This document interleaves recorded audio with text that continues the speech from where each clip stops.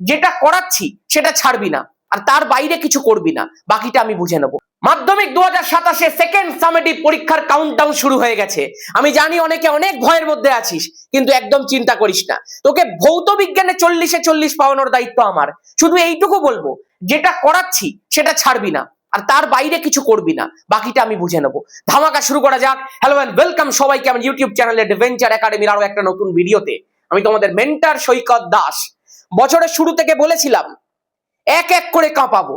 First summative কাঁপিয়ে দিয়েছি, যা কথা দিয়েছিলাম তার থেকেও ভয়ঙ্কর রেজাল্ট করে দেখিয়েছি। সেকেন্ড সামেটিভও কথা দিচ্ছি, রেজাল্টের দিন মিলিয়ে নিবি। আর মাধ্যমিকের জন্য আজকে কথাটা দিয়ে যাচ্ছি, যেই দিন পরীক্ষাটা দিয়ে বেরোবি সেদিন অন্তত একবার বলতে হবে, ভাগ্যিস সেদিন অ্যাডভেঞ্চার একাডেমি চ্যানেলটা খুঁজে পেয়েছিলাম। এই আত্মবিশ্বাস নিয়ে বলেছি প্রত্যেক বছর, আর প্রত্যেক বছর করেও দেখিয়েছি। তোরা রেজাল্টের দিন দেখে নিয়েছিস 2026 সালের মাধ্যমিকে। চল দেখি, শুরু করা যাক। আজকে অনেকগুলো ভালো ভালো প্রশ্ন দিয়েছি। এর আগের দিন দেখবি আমরা কোশ্চেন লিক সেট 1 দিয়েছিলাম, তোরা অনেক ছেলে মেয়ে দেখেছিস। আমি এখন যখন ভিডিওটা রেকর্ড করছি প্রায় 10,500 জন অলরেডি সেটা দেখে ফেলেছে। কনসেপ্ট কিন্তু সবার একদম টপ লেভেলে পৌঁছে যাচ্ছে। দেখ, প্রথম প্রশ্ন যেটা বলে দিয়েছে, একটা মৌলিক গ্যাসের অণু আছে যেটা 3টে পরমাণু দ্বারা গঠিত। আচ্ছা চিন্তা করে দেখ, আজকে ধর আমি তোকে O2-র কথা বললাম, এই O2-র মধ্যে দুটোই অক্সিজেন আছে, তার মানে এটা একটা মৌলিক গ্যাসের অণু যেটা দুটো পরমাণু দ্বারা গঠিত। এটা একটা মৌলিক গ্যাস অণু যেটা দুটো পরমাণু দ্বারা গঠিত। এটা একটা মৌলিক গ্যাসীয় অণু যেটা 3টে পরমাণু দ্বারা গঠিত। এটা হচ্ছে ওজোন গ্যাস, ঠিক আছে? আচ্ছা এইবার একটু বিষয়টা বুঝ। বলেছে যে গ্যাসটা তোকে বলে দিল তার বাষ্প ঘনত্বটা হচ্ছে 24। আচ্ছা খুব ভালো কথা, বাষ্প ঘনত্ব যদি দিয়ে দেয় তুই সেখান থেকে আণবিক ভর খুব সহজে বার করে নিতে পারবি। ওই মৌলের পারমাণবিক ভর কত? দাদা কোন মৌল? মৌল কোত্থেকে চলে এলো? আমি বলছি একটু মন দিয়ে শোন তো। আজকে তোকে আমি যদি অক্সিজেন গ্যাসের কথা বলি, এই পুরোটাই O2টা তো তোর কাছে একটা গ্যাস, কিন্তু তোকে যদি বলি O2-র মধ্যে কে কে রয়েছে, তুই বলবি দাদা দুটো অক্সিজেন আছে। এই অক্সিজেন গুলোই তো মৌল। আচ্ছা এই প্রত্যেকটা অক্সিজেনের পারমাণবিক ভর কত? 16। তাহলে এই পুরো O2টার আণবিক ভর কত হবে? দাদা একটা অক্সিজেনের পারমাণবিক ভর 16, কতগুলো অক্সিজেন আছে? দুটো আছে, তাহলে গুণ 2, পুরোটার আণবিক ভর হয়ে গেল 32। আমি বললাম তোকে এই পারমাণবিক ভরটাই তো জিজ্ঞাসা করেছে এই গ্যাসটা। মৌলটার পারমাণবিক ভর মানে যে মৌলটা দিয়ে গ্যাসটা তৈরি তার পারমাণবিক ভরটা কত। দেখ তুই তো জানিস না, তুই তো গ্যাসটাকেও চিনিস না, তোকে তো গ্যাসটার ব্যাপারে কিছু বলে দেয়নি, কিন্তু একটা ছোট্ট ইনফরমেশন তোকে দিয়ে দিয়েছে। গ্যাসটার বাষ্প ঘনত্ব যদি 24 হয়, তাহলে আণবিক ভর কত হয়ে যাবে? 2 গুণ বাষ্প ঘনত্ব, তাহলে 2 গুণ 24 হয়ে গেল 48। এইটুকু তো তোর কাছে পরিষ্কার। আমাকে একটা কথা বল, গ্যাসটার মধ্যে কতগুলো পরমাণু আছে? 3টে পরমাণু আছে। আমি ধরে নিচ্ছি প্রত্যেকটা পরমাণুর, এখানে যেমনি প্রত্যেকটা অক্সিজেন পরমাণুর পারমাণবিক ভর 16 ছিল, সেমনি প্রত্যেকটা পরমাণুর পারমাণবিক ভর হচ্ছে x। কতগুলো পরমাণু আছে? 3টে রয়েছে, তাহলে টোটাল আণবিক ভরটা কত হবে? 3x। যেমনি করে প্রত্যেকটা অক্সিজেনের পারমাণবিক ভর ছিল 16, কতগুলো অক্সিজেন ছিল? দুটো, এই জন্য 16 গুণ 2 করেছিলাম। প্রত্যেকটা পরমাণুর পারমাণবিক ভর কত? x। কতগুলো রয়েছে? 3টে, তাই জন্য গুণ 3 করলাম। একদম গল্প শেষ। এটাই দাদা আণবিক ভর, আর সেই আণবিক ভরটারই ভ্যালু 48। একদম ধরে ধরে একদম বুঝিয়ে করে দিলাম। আশা করতে পারি তোর কাছে একদম পরিষ্কার যে পারমাণবিক ভরটা 16 বেরিয়ে গেছে। নেক্সট প্রশ্ন, কোন কঠিন পদার্থের ক্ষেত্রফল প্রসারণ গুণাঙ্ক যদি x হয়, তাহলে তার আয়তন প্রসারণ গুণাঙ্ক কত? খুব ভালো একটা প্রশ্ন, বুঝতে পারছিস প্রত্যেকটা প্রশ্ন স্ট্যান্ডার্ড প্রশ্ন দিয়েছি। দেখ সম্পর্কটা মনে আছে, alpha equal to beta by 2 equal to gamma by 3। আমি যদি শুধুমাত্র এইটুকু পার্টকে ধরি, তাহলে beta by 2 equal to gamma by 3 বেরিয়ে যাচ্ছে। ভাই বিটার ভ্যালুটাই তো তোকে দিয়ে দিয়েছে রে, ক্ষেত্রফল প্রসারণ গুণাঙ্কটা x বলে দিয়েছে, সবই x আসছে রে। x তো মানুষের চলে যায়, কিন্তু এখানে তো x বারবার আসছে, গামা বাই 3। ঠিক আছে, দেখ এখন অতটা বুঝবি না, ক্লাস 11-এ আমি এই সমস্ত যোগগুলো দিলে ছেলেমেয়েরা মাঝে মধ্যে কেঁদেও ফেলে। তো এইবার তুই যদি গামার ভ্যালুটা বার করিস, আয়তন প্রসারণ গুণাঙ্ক, তাহলে সেটা বেরিয়ে গেল 3x ডিভাইডেড বাই 2। তাহলে অ্যান্সার দেখি, এই দেখ একটা দিয়ে দিয়েছে 3/2x। ঠিক আছে, ব্র্যাকেটের মধ্যে দিয়েছে তার কারণ 3/2 বোঝানোর জন্য। ঠিক আছে, নেক্সট তড়িৎ ক্ষেত্র দ্বারা প্রভাবিত হয় যে রশ্মি, সেটি কি? অবশ্যই আলফা রশ্মি হবে ভাই। এক্স, গামা, নিউট্রন এগুলো কোত্থেকে চলে এসছে আবার? আলফা রশ্মি কেন হবে রে ভাই? আলফা রশ্মি কি রে অ্যাকচুয়ালি? নিচে কমেন্ট করতো। নেক্সট প্রশ্ন, জলের তড়িৎ বিশ্লেষণে অ্যানোডে উৎপন্ন হয় কোনটা? আরে ভাই এ আবার কি প্রশ্ন? ক্যাথোডে কি উৎপন্ন হয় সেটাও তুই জল জল করে দেখতে পাচ্ছিস। তুই আমাকে একটু নিচে কমেন্ট করে বল। এদের ভরের অনুপাত আর আয়তনের অনুপাত দুটো সেপারেট লিখবি কিন্তু। নেক্সট, আয়না তৈরিতে যে অ্যামালগামটি ব্যবহৃত হয়, আচ্ছা এসএনএইচজি ব্যবহৃত হয়। আচ্ছা তুই আমাকে নিচে কমেন্ট করে বলবি জিঙ্ক এইচজি, জিঙ্ক অ্যামালগাম কিসের জন্য ব্যবহার করা হয়? আর সিলভার অ্যামালগাম কিসের জন্য ব্যবহার করা হয়? দুটো লিখে দে, ঠিক আছে। চারটি অভিন্ন রোধ, আহা হা হা, ভেরি গুড কোয়েশ্চেন। বুঝতে পারছিস প্রত্যেকটা প্রশ্ন এমনি এমনি সেটটার নাম কোয়েশ্চেন লিক সেট নয়। এই কোয়েশ্চেন গুলো আমি নিজে নিজে ওই একদম প্রত্যেকটা টেস্ট পেপার নিয়ে বসি, বেছে বেছে বেছে বেছে সিলেক্ট করে তৈরি করি। এটা কোনো একটা 40 নম্বরের সেটকে টুকে আমি দিয়ে দিই না, এটাই পার্থক্য।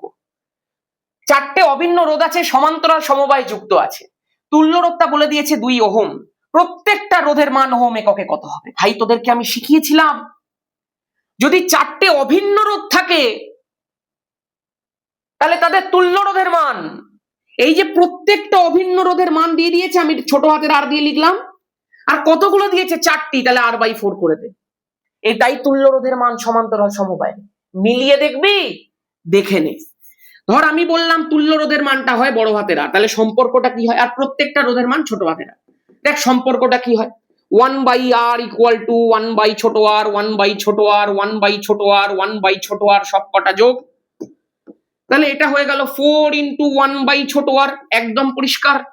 তাহলে তুই আমাকে বল 1 বড় r = 4/r হয়, তাহলে বড় r এর ভ্যালুটা হয়ে যায় r/4। বিশ্বাস হলো যে সমান্তরাল সমবায়ে যদি অভিন্ন চারটে রোধ থাকে, প্রত্যেকটার মান যদি ছোট হাতের r হয়, তাহলে এদের তুল্য রোধের মানটা হয়ে যায় r/4। আর কোনো গল্প নেই, তুল্য রোধের মান দিয়ে দিয়েছে 2 ওহম, r/4 এর ভ্যালু 2, আর এর ভ্যালু 8, গল্প শেষ। আমি আশা করব তোর কাছে একদম পরিষ্কার আছে। সেলফ প্রোটেক্টিং মেটাল, আমি বারবার করে শেখাই, 1 টাইম ক্ষয়, লাইফ টাইম জয়। অ্যালুমিনিয়াম কেন? অক্সাইডের আস্তরণ পড়ে যায়, আস্তরণটা জল দিয়ে ধুয়ে যায় না, তার ফলে আর দ্বিতীয়বার সেটা ক্ষয়প্রাপ্ত হয় না। 1 টাইমই ক্ষয়, লাইফ টাইম জয়। চলো 7টা এমসিকিউ হয়ে গেছে। এইবার একটুখানি তোদেরকে বলে দিই, আগের দিনও বলে দিয়েছিলাম, কারণ এইটাই জুলাই মাসের শেষ কুপন আসবে, তারপরে আবার ডিরেক্ট ধামাকা ব্যাচের মধ্যে যখন ভর্তি হবি তখন। দেখ আমাদের যে ধামাকা ব্যাচের প্রি অ্যাডমিশন ফেজটা চলছে, যেখানে এখন যদি তুই এই কুপনটার মাধ্যমে ভর্তি হয়ে যাস, তাহলে তোকে এক্সট্রা করে কোনো ফিস দিতে হচ্ছে না। যেটা ধামাকা ব্যাচের ফিস অগাস্ট মাসে ছেলেমেয়েরা দেবে, 15ই অগাস্টের পর সবাই যখন ভর্তি হবে তখন যে ধামাকা ব্যাচের ফিসটা দেবে, তুই এখনো এই কুপনের মাধ্যমে ভর্তি হলে সেই ফিসটাই দিবি। কিন্তু সুবিধাটা কোথায়? তখন যারা ভর্তি হবে তারা ফাউন্ডেশন ব্যাচের ক্লাসের সুবিধাগুলো পাবে না, কিন্তু এখন যারা ভর্তি হচ্ছে তারা অগাস্ট মাসের 31 তারিখ পর্যন্ত, তাদের সেকেন্ড সামেটিভ পরীক্ষা না হওয়া পর্যন্ত ধামাকা ব্যাচের পাশাপাশি, ধামাকা ব্যাচটা তো সে মাধ্যমিক অবধি পাবেই, কিন্তু তার পাশাপাশি আমাদের যে ব্যাচটা এতদিন চলছিল, বছরের শুরু থেকে যেটা আমি চালালাম, ফার্স্ট আর সেকেন্ড সামেটিভ একদম ধরে ধরে যে শেখালাম, সেই ব্যাচের সব ক্লাসগুলো সে পেয়ে যাবে, কিন্তু তাকে 1 টাকাও বেশি দিতে হবে না। ধামাকা ব্যাচ সবাই নেবে 699 টাকা দিয়ে, তুইও এখন যখন অ্যাপের মধ্যে পে করবি এই কুপনটার মাধ্যমে, তুইও পে করবি 699 টাকা। বাকিরা শুধু ধামাকা ব্যাচ পাবে একদম অগাস্ট মাস থেকে একদম মাধ্যমিক অবধি, ওখানেও পুরো একদম বেসিক টু অ্যাডভান্স 90 মার্কসের প্রিপারেশন ধরে ধরে শেখাবো, কিন্তু ওরা ফাউন্ডেশন ব্যাচের কোনো অ্যাক্সেস সেকেন্ড সামেটিভের জন্য পাবে না। তোরা এখন এই 699 পে করবি, তোরাও একদম ধরে ধরে ধামাকা ব্যাচের একদম অ্যাক্সেস পাবি মাধ্যমিক অবধি, তার পাশাপাশি সেকেন্ড সামেটিভের 31 অগাস্ট অবধি পুরো ফাউন্ডেশন ব্যাচের অ্যাক্সেসটা পাবি, নোটস বোর্ড সব কিছু ওখানে দেওয়া থাকবে, নোটিশ বোর্ড সেকশনের মধ্যে নোটস থাকবে, ক্লাসগুলো যত হয়েছে সব থাকবে, লাইভ ক্লাসের অ্যাক্সেস পাবি। ব্যাস এই হচ্ছে ব্যাপার। এবার যারা ভর্তি হতে চাস, আমি দেখবি নিচে পিন কমেন্টের মধ্যে পুরো একটা ডিটেল ভিডিও, অ্যানাউন্সমেন্ট ভিডিও আমি ওখানে দিয়ে দিয়েছি, একদম প্রথমেই ভিডিওটা থাকবে, ভিডিওটা দেখে নিবি, পুরো পুরো পুরো ডেসক্রিপশন ওখানে দেওয়া আছে, কি করে ভর্তি হতে হবে পুরোটা দেখবি, কিন্তু পুরো ভিডিওটা দেখবি, তাহলেই বুঝতে পেরে যাবি কি করে ভর্তি হতে হবে, পুরো পদ্ধতি আমি ওখানে শিখিয়ে দিয়েছি। কারোর যদি কোনো সমস্যা হয় সেই নাম্বারটার মধ্যে 9330860364 নম্বরে ক্লাস 10 ধামাকা ব্যাচ লিখে মেসেজ করলে তার মেসেজ দেখে তার সমস্যার সমাধান অবশ্যই করে দেওয়া হবে, ঠিক আছে? আর কুপন কি করে অ্যাপ্লাই করতে হবে সেই সমস্ত কিছু ওই ভিডিওটার মধ্যেই তুমি পেয়ে যাবে। কুপনটা কবে আসবে? 15/7/2026 রাত্রি 11:30 থেকে 12টা পর্যন্ত থাকবে। 15/7/2026, বারবার করে বলছি, এরপরে কিন্তু আর জুলাই মাসে কুপন দেওয়া যাবে না। অলরেডি আগে দুবার দিয়েছিলাম, শেষ হয়ে গেছিল, তোরা সবাই বলেছিস, তাই আরেকবার দিচ্ছি। 100 টাকা অফ পেয়ে যাবি, 799 এখন দেখাবে, ওখানে 100 টাকার কুপন অ্যাপ্লাই করলে 699 হয়ে যাবে। ঠিক আছে, পুরোটা বলে দিলাম।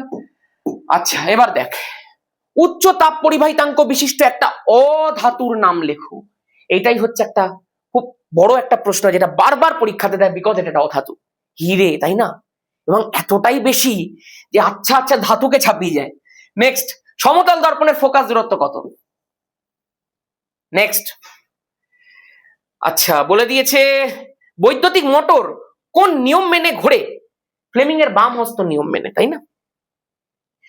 কোন মূলনীতির উপরে ভিত্তি করে জেনারেটর বা ডায়নামো? ভাই এটা তুই নিচে কমেন্ট করে ভাই। রোধের শ্রেণী সমবায়ের ক্ষেত্রে কোন ভৌত রাশিটি ধ্রুবক থাকে? আচ্ছা তুই চিন্তা করে দেখ, এটা আমি একটুখানি কনসেপচুয়ালি শিখিয়ে দিই, যদিও আমাদের ব্যাচের ক্লাসগুলোতে আমি শিখিয়েছিলাম, আর আগের ওয়ান শটটার মধ্যে শিখিয়েছিলাম সম্ভবত, আমার ঠিক খেয়াল নেই, তবে ব্যাচের ক্লাস যখন দিয়েছিলাম, ব্যাচের দুটো ক্লাস দেখবি ইউটিউবে দিয়েছিলাম, সেখানেও কিন্তু এটা শিখিয়েছিলাম, তোরা সম্ভবত দেখেছিস, আর বাকি 3টে ক্লাস অ্যাপের মধ্যেই পাবে। দেখ, এখান থেকে যদি আমি এই কারেন্টটাকে পাঠাই, ধর এখান থেকে আমি আই কারেন্ট পাঠালাম, এটা একটা রোধ, এটা একটা রোধ, এটা একটা রোধ, আর যতই রোধ থাক পরপর যুক্ত, তো একটাই তারের মাধ্যমে তো যুক্ত, এই আই কারেন্টটাই তো যাবে, এই আই কারেন্টটাই তো যাবে, এই আই কারেন্টটাই তো যাবে। একটা কনসেপশন থাকে, একটা মিসকনসেপশন থাকে ছেলে মেয়েদের মধ্যে, যে রোধ গুলো বুঝিয়ে কারেন্টটাকে খেয়ে ফেলে। আরে রোধ কেন কারেন্ট খাবে ভাই? আজকে একটা বাম্পার আছে, তুই একটা বাইক নিয়ে যাচ্ছিস, তুই বাম্পারের এদিক থেকে যখন যাচ্ছিস তোর 40 কেজি ওজন, তুই বাম্পারের ওদিকে হলি তো 30 কেজি ওজন হয়ে যাবে, এটা কি করে হতে পারে? তুই যা থাকবি তাই না থাকবি, বাম্পারটা কি করবে? তোর বাইকের গতিটাকে একটু স্লো করে দেবে, আর তো কিছু না, তাই না?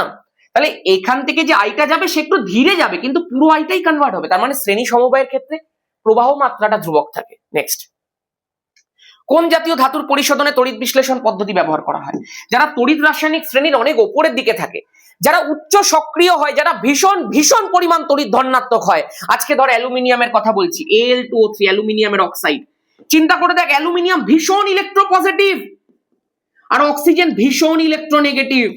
আজকে একটা ভীষণ পজিটিভ ভীষণ নেগেটিভ যখন পরস্পরের সঙ্গে যুক্ত হয়, ওদের বন্ধনটা কত শক্তিশালী চিন্তা করে দেখ। ওদেরকে কি সামান্য কোনো একটা বিজারক পদার্থ দিয়ে আলাদা করা যাবে? যাবে না।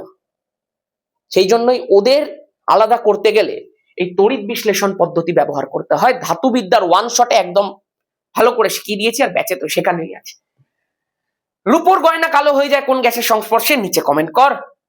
নেক্সট প্রশ্ন বলেছে, H2S 2 প্রকার লবণ উৎপাদন করে, যার একটা সমিত লবণ, অপরটা কোন প্রকার লবণ? ভীষণ সহজ প্রশ্ন, একটা বাক্যে উত্তর দিয়ে দেওয়া যায়, কিন্তু একটু তোদেরকে এক্সপ্লেন করব। যাই হোক, যারা আমার অজৈব রসায়নের সমস্ত বিক্রিয়ার ওয়ান শটটা দেখেছিস, তারা অন্তত এইসব প্রশ্ন বুঝতে পারছিস, ওখান থেকে ডিরেক্ট ছাপছে।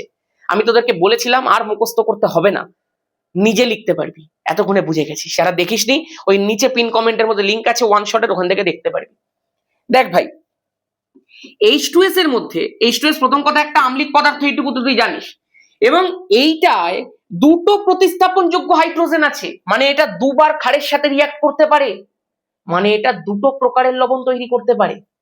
দেখ, প্রথমবার যখন আমি ক্ষারের সাথে বিক্রিয়া করাচ্ছি, যখন একটা ক্ষারের সাথে বিক্রিয়া করাচ্ছি, মেকানিজমটা কি শিখিয়েছিলাম বল? এই যে সোডিয়ামটা রয়েছে সেটা একটা হাইড্রোজেনের পরিবর্তে গিয়ে বসবে, দুটো হাইড্রোজেন আছে, একটাকে সরিয়ে সোডিয়াম বসলো, কিন্তু একটা তো রয়ে গেল, তার সঙ্গে সালফাইডটা এলো, আর এই যে হাইড্রোজেনটা সরলো সেটা ওইটের সঙ্গে যুক্ত হয়ে জল তৈরি করলো। পরিষ্কার ব্যাপার, এই একটা লবণ তৈরি হলো। সব বলবো লবণের ব্যাপারে, কিন্তু তার আগে শোন, যদি H2S কে আমরা দুটো ক্ষারের সাথে রিঅ্যাক্ট করাতাম একেবারে, কারণ এটা দুটো ক্ষারের সাথে রিঅ্যাক্ট করতেই পারে, তাহলে এই দুটো সোডিয়াম, এই যে দুটো সোডিয়াম আছে, সেই দুটো সোডিয়াম দুটো হাইড্রোজেনের পরিবর্তে বসে যেত, তাহলে এখানটা হয়ে যেত Na2S। এখানে একটা সোডিয়াম ছিল, এখানে দুটো সোডিয়ামই বসে পড়লো, আর দাদা দুটো হাইড্রোজেন বেরোলো এখান থেকে, এখানেও তুমি দেখতে পাচ্ছ দুটো OH আছে, তাহলে 2 অণু জল তৈরি করবে, যেমনি আগে এখানে 1 অণু জল তৈরি হচ্ছিল। দেখো এখানে, দেখো দুটো হাইড্রোজেন, এখানে দুটো হাইড্রোজেন, 4টে হাইড্রোজেন, এই দেখ 4টে হাইড্রোজেন। দেখ, মোদ্দা কথা তুই এইটুকু বুঝে গেছিস যে 2 প্রকারের লবণ তৈরি হয়েছে।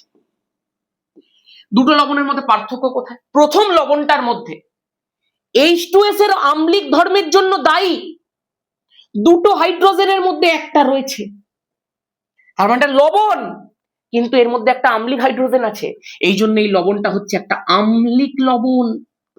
আর এর মধ্যে একটাও নেই, এই জন্য এটা হচ্ছে একটা শমিত লবণ। তাহলে একটা শমিত লবণ আর একটা কি আম্লিক লবণ, সোডিয়াম হাইড্রোজেন সালফাইড বা সোডিয়াম বাইসালফাইড। যে পাত্রে তড়িৎ বিশ্লেষণ করা হয় তাকে কি বলা হয়? ভোল্টামিটার। হয়ে গেল সবকটা 1 মার্কসের প্রশ্ন। এবার 2 মার্কসের প্রশ্ন আছে। স্পর্শ পদ্ধতিতে সালফার ট্রাইঅক্সাইডকে সরাসরি জলে মিশিয়ে সালফিউরিক অ্যাসিড প্রস্তুত করা যায় না কেন বা হয় না কেন অ্যাকচুয়ালি? দেখ SO3 এর সঙ্গে যদি আমরা জল মেশাই, তোদেরকে এটা ওই বিক্রিয়ার ওয়ান শটটার মধ্যে শিখিয়েছি। দেখ এখানে H2, এখানে S, তিনটে আর একটা চারটে অক্সিজেন, ইজিলি সালফিউরিক অ্যাসিড তৈরি হয়ে যাচ্ছে। কিন্তু এটা করা হয় না, কারণটা কি জানিস? এটা একটা মারাত্মক এক্সোথার্মিক রিয়াকশন, প্রচন্ড তাপ উৎপন্ন হয়, আর এই প্রচুর তাপে এই সমস্ত কিছু বাষ্পীভূত হয়ে বেরিয়ে চলে যায়। উৎপন্ন অ্যাসিড SO3 যা থাকে সব বাষ্পীভূত হয়ে বেরিয়ে চলে যায়। তার ফলে তোর এই অ্যাসিডটা উৎপাদন করে কোনো লাভ হলো না, খরচা সব একদম জলে সব বাষ্পে চলে গেল। ঠিক আছে, ওই জন্য এটা করা হয় না। ওলিয়ামের রাসায়নিক নাম কি? নিচে কমেন্ট করো। নেক্সট, ক্যাথোডীয় সংরক্ষণ কি? তোরা প্রত্যেকে জানিস, আপনাদেরকে ওই ধাতুবিদ্যার ওয়ান শটের মধ্যে শিখিয়েছি, যারা ব্যাচে পড়িস ব্যাচের ক্লাসে দেখে নিয়েছিস, যে লোহার মধ্যে যদি মরচে পড়তে হয়, মরচের সংকেত কি ভাই? মরচের সংকেত হচ্ছে Fe2O3, তার সঙ্গে XH2। লোহার মধ্যে মরচে পড়ছে, তুই যদি একটু মন দিয়ে দেখিস, এই Fe2O3 কে ভাঙলে Fe3+ পাবি। তার মানে দাদা, আয়রনের মধ্যে মরচে পড়তে গেলে আয়রনটাকে Fe3+ এ কনভার্ট হতে হয়, তিনটে ইলেকট্রন ত্যাগ করতে হয়। আর ইলেকট্রন ত্যাগ মানে এটা জারণ ঘটতে হয়। এবং আমাদেরকে তো তুমি শিখিয়েছিলে মরচে পড়াটা একটা তড়িৎ রাসায়নিক বিক্রিয়া, এখানে ক্যাথোড অ্যানোড লাগে। আরে যদি জারণ ঘটে তাহলে লোহাটা কোথায় থাকে মরচে পড়ার সময়? অবশ্যই অ্যানোডের মধ্যে থাকে, কারণ অ্যানোড তড়িৎদ্বারের মধ্যেই তো জারণটা ঘটে। অ্যানোড তড়িৎদ্বারের মধ্যে লোহাটা বসে বলেই তো ওর জারণটা ঘটে, বলেই তো ওর মধ্যে মরচেটা তৈরি হয়। মরচে পড়ার হাত থেকে যদি তুই লোহাকে বাঁচাতে চাস তাহলে কি করবি? এই ক্যাথোডীয় সংরক্ষণের উপায়টা ফলো করবি। কোথায় কোথায় করা হয় তোরা জানিস? মাটির তলার পাইপে, জাহাজে তলদেশটায় ওই সমুদ্রের জল থেকে বাঁচানোর জন্য Cl-SO4 2- আয়নগুলো থাকে, তাড়াতাড়ি মরচে পড়বে। সব জেনে গেছি একদম। যারা এখন সব পড়ে এগুলো শুনছে না, একটা আলাদা লেভেলের তাদের খুশি হচ্ছে, আমরা সব জানি। তার মানে অ্যানোড থেকে তোকে লোহাটাকে বার করতে হবে, তার মানে লোহার থেকেও তীব্র ইলেকট্রোপজিটিভ কাউকে আনতে হবে। কাকে নিয়ে এলাম? ম্যাগনেসিয়ামকে। লোহা এতদিন বলতো আমি একা ধাতু, আমি সবচেয়ে তীব্র ইলেকট্রোপজিটিভ, আমি অ্যানোডে বসবো। এবার তার সেই ঘমন্ড চুর চুর হো গেয়া। ম্যাগনেসিয়াম বসে গেল অ্যানোডের মধ্যে, তাহলে লোহা কোথায় বসবে? এবার ক্যাথোডের মধ্যে বসতে বাধ্য সে। এবার ম্যাগনেসিয়াম যেহেতু অ্যানোডের মধ্যে বসলো, ও যেহেতু বেশি তড়িৎ ধনাত্মক, সেই জন্য এবার ওর জারণ ঘটবে, Mg2+ হয়ে যাবে। লোহার কিন্তু জারণ ঘটলো না। লোহার জারণ ঘটলো না বলে লোহায় মরচেও পড়লো না। তার মানে মরচে পড়ার হাত থেকে বেঁচে গেল কোনটা? ক্যাথোড বেঁচে গেল, লোহা বেঁচে গেল। এই জন্য এটার নাম ক্যাথোডীয় সংরক্ষণ। যারা পড়েইনি তারা কিন্তু এটা দেখে কিছু বুঝবে না। যারা ভাবছে হয়তো দাদা সাজেশন দিচ্ছে, আমি শুধু একটু এগুলোকে দেখে নি, আমি এগুলোকে পড়ে নেবো, যারা পড়েছে তারাই এগুলো করছে ভাই। আগে তোমাকে পড়তে হবে। ধাতুবিদ্যার ওয়ান শট দেওয়া আছে, দেখে নাও। ডিটেলে ক্লাস করতে চাইলে 15 তারিখে তোরা জয়েন করে যা, তারপরে ডিটেলে ক্লাসগুলো 10 দিনের মধ্যে শেষ কর। শেষ করে তারপরে তুই এই জায়গাগুলো যদি সময় থাকে তখন অবশ্যই দেখ। আর যদি তোর মনে হয় তুই এখনই ভর্তি হয়ে যাবি, তুই ভর্তি হয়ে যা, অনেকেই ভর্তি হয়ে যাচ্ছে। আর যারা 15 তারিখ অব্দি অপেক্ষা করবি তারা কর, কোনো ব্যাপার না। ঠিক আছে, চল। বলে দিয়েছে একটা বৈদ্যুতিক বাতির গায়ে লেখা রয়েছে 220 ভোল্ট 100 ওয়াটের অর্থ কি? মানে সেটাকে 220 ভোল্ট বিভব পার্থক্য যুক্ত লাইনের মধ্যে যুক্ত করলে সেটা সবচেয়ে উজ্জ্বল ভাবে আলো দেবে বা সবচেয়ে উজ্জ্বল ভাবে জ্বলবে। এবং তখন সেটা, এই যে 100 ওয়াট মানে কি? 100 ওয়াট মানে হচ্ছে 100 জুল ডিভাইডেড বাই 1 সেকেন্ড, মানে তখন সেটা প্রতি সেকেন্ডে 100 জুল হারে তড়িৎ শক্তি অপচয় করবে। কমপ্লিট। নেক্সট 4.1, মানে 2 মার্কসের সবকটা প্রশ্ন ডান হয়ে গেল। এগুলো সব তোদের জানা প্রশ্ন, তোদের করানো প্রশ্ন, তোরা প্রত্যেকে এগুলো জানিস কিভাবে উত্তর লিখতে হয়, সবই তোরা শিখে গেছিস এবং বুঝতে পারছিস, ওগুলোই পরীক্ষাতে আসে। আমি এটা জাস্ট দেখবো রেকর্ডিংটা প্রপার হচ্ছে, একদম রেকর্ডিং প্রপার হচ্ছে, অনেকক্ষণের রেকর্ডিং হয়ে গেছে। এই প্রশ্নটা দেখ, এখানে আবার 6খানা তোদের 3 মার্কসের প্রশ্ন থাকে। তোদের প্যাটার্নটা আশা করছি বুঝতে পেরেছিস। মোস্ট অফ দ্য স্কুল এমনি প্যাটার্ন ফলো করবে। প্রথমে এমসিকিউ দেবে 7খানা, তারপরে ভিএসএকিউ সম্ভবত 9খানা থাকলো, 1 নম্বরের টোটাল 16টা প্রশ্ন হয়ে গেল। তারপরে থাকলো হচ্ছে 2 মার্কসের প্রশ্ন 3টে, হয়ে গেল 6টা, তাহলে 16 আর 6 হয়ে গেল 22 নম্বর। এইবার তোর আছে হচ্ছে 3 মার্কসের প্রশ্ন টোটাল 6খানা, হয়ে গেল 18 নম্বর। 22 10 32 আর 8 40 নম্বর। এই হচ্ছে তোদের প্যাটার্ন। হলো? চল এবার দেখি প্রশ্নটা কি বলেছে। একটা 200 ভোল্ট 100 ওয়াট, 200 ভোল্ট 40 ওয়াট, এই যে বাতি দুখানা রয়েছে এদেরকে শ্রেণীতে যুক্ত করা হয়েছে। বলেছে কোন বাতিটা উজ্জ্বলভাবে আলো দেবে এবং কেন। চলতড়িতের যে অঙ্কের বেসিক অঙ্কটা, যেটা ইউটিউবের মধ্যে দিয়েছিলাম, অথবা যেটা হায়ার লেভেল অঙ্ক যেটা ব্যাচের মধ্যে করিয়েছি, সবগুলোর মধ্যে দেখবি এমনি কনসেপ্ট শিখিয়েছি। কোনটায় কখন বেশি উজ্জ্বলভাবে সেটা জ্বলবে, কোনটা সমান্তরালে কোনটা শ্রেণীতে। মোদ্দা কথায় কি বার করতে হচ্ছিল ভাই? রোধ বার করতে হচ্ছিল। তাহলে আমি আগে দুটো থেকে রোধ বার করি।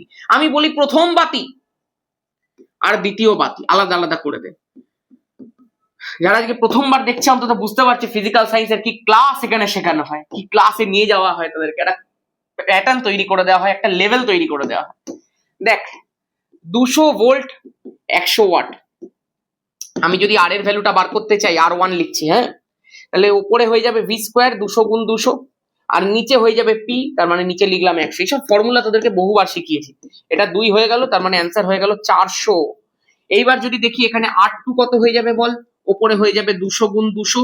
যারা ভাবছিস দাদা এগুলো শুধু সলভ করছি, এটা সলভ করারই ক্লাস, এটা প্র্যাকটিসের ক্লাস, এখানে শুধু সলভই করা হবে, তোমাকে পড়ে তারপরে এগুলো করতে হবে। তুমি কিছু না পড়ে থাকলে তুমি কি করে কোয়েশ্চেন লিখ সেটের ফাইনাল সলভের মধ্যে আসছো? ব্যাপারটা বুঝতে পারছিস? নিচে হচ্ছে 40, 5, তাহলে হয়ে গেল কত বল, 1000। তাও তো আমি অনেক বুঝিয়ে দিচ্ছি। এবার চিন্তা করে দেখ কার রোধ বেশি? দ্বিতীয়টার রোধ বেশি। আরে যদি দ্বিতীয়টার রোধ বেশি হয়, চিন্তা করে দেখ তাপের ফর্মুলাটা কি ছিল? জুলের সূত্র I²RT ডিভাইডেড বাই জে। কি বলেছিলাম তোদের শ্রেণী সমবায়তে? I ধ্রুবক, T ধ্রুবক, J ধ্রুবক, H প্রপোর্শনাল টু R। যার রোধ বেশি তাতে উৎপন্ন তাপ বেশি, যাতে উৎপন্ন তাপ বেশি সে উজ্জ্বল ভাবে জ্বলবে। তাহলে কার রোধ বেশি? দাদা দ্বিতীয়টার রোধ বেশি। তাহলে দ্বিতীয়টাতে উৎপন্ন তাপ বেশি, তাহলে শ্রেণী সমবায় দ্বিতীয়টা বেশি উজ্জ্বল ভাবে জ্বলবে, গল্প শেষ। আর রোধের অনুপাত দেখ, দুটো রোধ তো বাড়ি করে দিয়েছি, অনুপাত করে দে। তেজস্ক্রিয় রশ্মি পরমাণুর কোন অংশ থেকে নির্গত হয়? নিউক্লিয়াস থেকে। তেজস্ক্রিয় রশ্মিগুলির মধ্যে কোনটির ভেদন ক্ষমতা আর কোনটির আয়নায়ন ক্ষমতা সর্বাধিক? এই নিচে কমেন্ট কর। কপার তড়িৎদ্বারের সাহায্যে কপার সালফেট দ্রবণে তড়িৎ বিশ্লেষণে ক্যাথোড অ্যানোডে, মনে পড়ছে? তড়িৎ প্রবাহ রাসায়নিক বিক্রিয়ার মোস্ট ইম্পর্টেন্ট কোয়েশ্চেন করিয়েছি কিছুদিন আগে করিয়েছি। এটাকে পুরো ডিটেলে শিখিয়েছিলাম, যেমনি করে ব্যাচের মধ্যে বলেছিলাম। প্রথমে কপার সালফেটের যে দ্রবণটা তোরা নিচ্ছিলি, তড়িৎ বিশ্লেষ্য দ্রবণ, সেই তড়িৎ বিশ্লেষ্য দ্রবণ থেকে কপার 2+ গুলো, এগুলো তো ক্যাটায়ন। তাহলে ক্যা ফর ক্যাটায়ন, ক্যা ফর ক্যাথোড কোন দিকে যাচ্ছিল? ক্যাথোডের দিকে। কারা? ওই দ্রবণের মধ্যে থেকে কপার 2+ আয়ন গুলো, কারণ কপার সালফেটে জলীয় দ্রবণ নিতে হয়েছিল। এই যখন ক্যাথোডে যাবে, কিসের জন্য যাবে ভাই? দুটো ইলেকট্রন কম আছে, দুটো ইলেকট্রন নিতেই না যাবে, নিয়ে কি হবে? কপার রূপে জমবে। আর দাদা অ্যানোডের মধ্যে কে বেশ যাচ্ছিল? আমি বললাম ওই যে কেউই যেতে পারেনি, অ্যানোড লাস্টে ধৈর্য হারিয়ে ফেলেছে। ওই ধৈর্য হারিয়েছে কে? কোন অ্যানোড? কি অ্যানোড? অ্যানোড রূপে কে ব্যবহার হচ্ছিল? কপার নিজেই। ওই যে কপার অ্যানোডটা ছিল, ও বলছে ধুর কেউই আসছে না। অ্যানোডে কি বিক্রিয়া হয় যেন? জারণ হয় না? ও নিজেই জারিত হয়ে গেছিল, ও নিজেই দুটো ইলেকট্রন ছেড়ে দিয়ে আবার Cu2+ রূপে দ্রবণের মধ্যে চলে এসেছিল। তাহলে দ্রবণ থেকে ক্যাথোডে গেল, আবার অ্যানোড থেকে দ্রবণে এলো, তার মানে দ্রবণের মধ্যে কপার 2+ যা ছিল তাই রইলো। এই তো ব্যাপার। এক্ষেত্রে দ্রবণের CuSO4 এর গাঢ়ত্বের কি পরিবর্তন ঘটবে? কোনো পরিবর্তন ঘটবে না, যা ছিল তাই থাকবে। ওখান থেকে ক্যাথোডে গেল, আবার অ্যানোড থেকে সাপ্লাই হয়ে গেল ভাই। নেক্সট, NH3 গ্যাসের শুষ্ককরণ করতে P2O5 কেন ব্যবহার করা হয়? দেখবি যারা ধামাকা ব্যাচের মধ্যে এখন ভর্তি হচ্ছিস, তারা ফাউন্ডেশন ব্যাচের ওই নোটিশ বোর্ড সেকশনটার মধ্যে, ধামাকা ব্যাচের মধ্যেই দেওয়া আছে নোটিশ বোর্ড সেকশনে, যে হ্যান্ড রিটেন নোটস পাচ্ছিস, দেখবি আমি অ্যামোনিয়া পুরো একটা প্রিন্টেড নোটস দিয়ে দিচ্ছি। অমনি নোটস অনেকগুলোই তৈরি করে দেওয়ার চেষ্টা হচ্ছে। তো সেখানে দেখবি এগুলো সব বিক্রিয়া করে করে সব দেখিয়ে দেওয়া আছে। আমি এখানে জাস্ট একটু তোদেরকে দেখাচ্ছি, বাকি যারা ব্যাচের মধ্যে নেই তারা বই থেকে পাবি। শুষ্ককরণের জন্য যে P2O5 কেন ব্যবহার করা হয় না, এটা কিন্তু শুধুমাত্র লিখবে না, এটা পুরো বিক্রিয়া সমেত দেখাবে।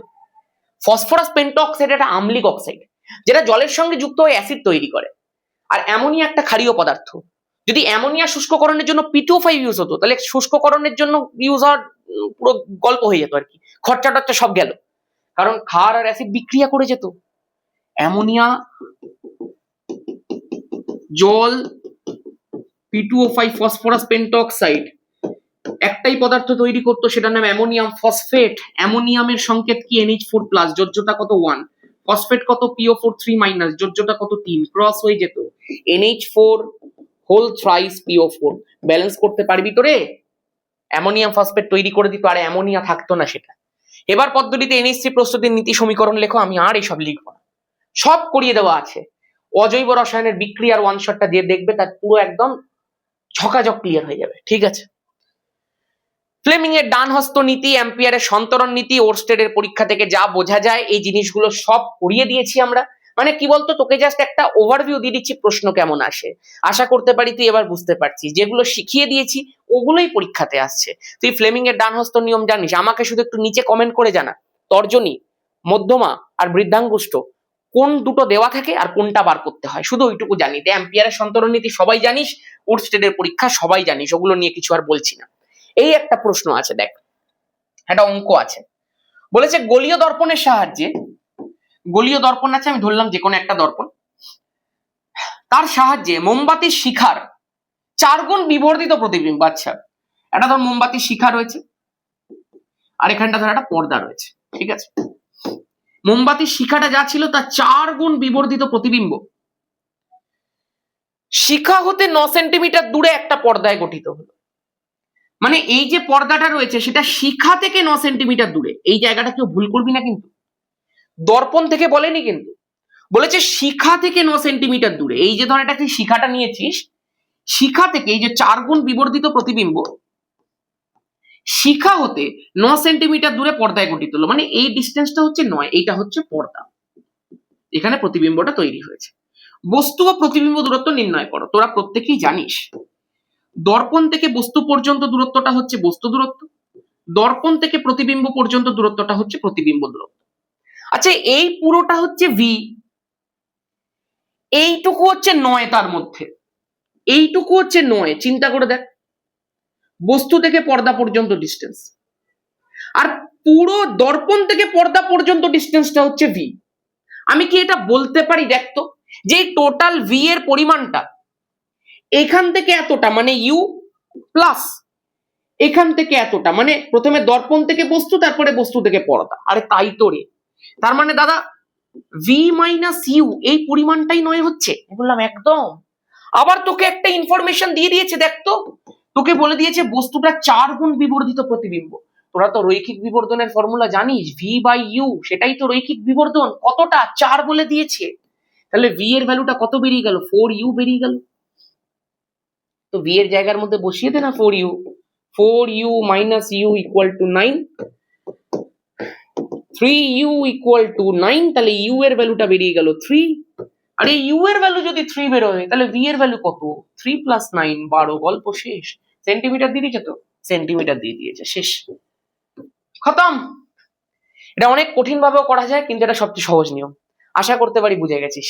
এই টোটাল ভিটা ইউ প্লাস 9 এর সমষ্টি। এবার তুই রৈখিক বিবর্ধনের ফর্মুলা লাগা, তোকে বলে দিয়েছে 4 গুণ বিবর্ধিত, তাহলে প্রতিবিম্ব বাই বস্তু তার ভ্যালুটাই তো 4, তাই না? এবার তার মানে কি, প্রতিবিম্ব সেটা বস্তুর 4 গুণ, এই যে বস্তুর 4 গুণ হয়েছে। তাহলে সেখান থেকে ভি ইকুয়াল টু 4u বেরিয়েছে, ভি এর জায়গার মধ্যে 4u বসিয়ে দিয়েছি, তাহলে ইউ এর ভ্যালু পেলাম, সেখান থেকে ভি এর ভ্যালু পেয়ে গেলাম, ব্যাস। আমি আশা করবো তোদের কাছে পুরোটা পরিষ্কার। কোয়েশ্চেন কেমন আসছে তুই বুঝতে পারছিস। এমনি অনেকগুলো সেট আমি এখন করাবো, আবার একটা সেট রবিবার দেওয়ার চেষ্টা করছি। বুঝতে পারছিস, এগুলো যদি কেউ করে নেয়, সব লিখতে হবে না, শুধু যেগুলো পারবি না সেগুলো লিখে রাখবি। কারোর আলো আছে, তাই আলোর কিছু প্রশ্ন আমাকে দিতে হচ্ছে।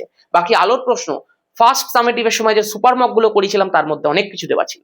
ঠিক আছে, সবাই ভালো থাকিস, ভালো করে পড়তে থাক, এবং এইভাবে প্রশ্ন দিতে থাকবো, সেট দিতে থাকবো। তোরা বলেছিস সেট 2 দিতে, আমি সেট 2 দিচ্ছি। আবার 3 তারিখ না, সরি, রবিবার দিন সেট 3 দিয়ে দেবো। ঠিক আছে, আজকের মতো এখানেই। সবাই ভালো থাকিস, সুস্থ থাকিস, টাটা। আর 15 তারিখ যদি কেউ, আমি জানি না, অনেকেই ভুলে যাবে, সত্যি কথা বলতে ভুলে যাবে না, অনেক পরে দেখবে ভিডিওটা, তখন আর কিছু করার থাকবে না। টু বি ভেরি অনেস্ট, এই লাস্ট বারই করতে পেরেছি, কারণ আগের 2 বার যেহেতু করে ফেলেছিলাম, তাই এতবার আসলে কুপনটা দেওয়া যায় না। তোদের জন্য দিয়ে দিচ্ছি আরেকবার, কিন্তু এইবারে যদি কেউ করতে না পারিস, তাহলে ওই যদি 100 টাকা বেশিও দিতে হয় সেই সময় জুলাই মাসের মধ্যে করলে দিয়ে দিবি, ওটা পরে গিয়ে রেজাল্টের সময় কোনো এফেক্ট পড়বে না। আর যারা 15 তারিখে করতে পারবি অবশ্যই করে নিস। আর যদি কারো যদি তাড়া থাকে, যদি মনে হয় না আমি আগেই করে নেবো, করতে পারিস, কিন্তু আর কিছুদিন পরই 15 তারিখ আসছে। ঠিক আছে, সবাই ভালো থাকিস, সুস্থ থাকিস, জয় ধামাকা।